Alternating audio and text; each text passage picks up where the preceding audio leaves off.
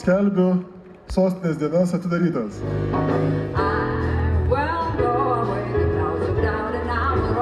Šventė sostinės dienos, kuri yra visą laiką rudens pačioje pradžioje, kai visi Vilniečiai susirenka į miestą. Vilniečių padaugėja, studentų suvažiuoja, kažkam reikia susipažinti su Vilnium, kažkam šiaip išeiti pasižmonėti, pažiūrėti, kaip atrodo viskas. Tai vat tą ir funkciją, kaip visada, sostinės dienos ir atlieka.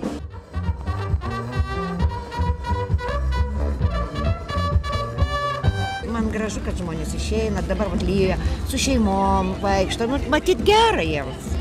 Rytoj žiūrėsim šokius, skills, grupė. Aš manau, kad visada smagu tokie žmonių sambūriai ir žmonės, kurie kažką daro ir gali parodyti kažką. Norėčiau, kad visi miestai turėtų savo dienas, kada galėtų susiburti, maloniai leisti laiką ir kultūringai, skoningai sužinoti kažką, įsigyti kažką, realizuoti. Reikia tokių švenčių.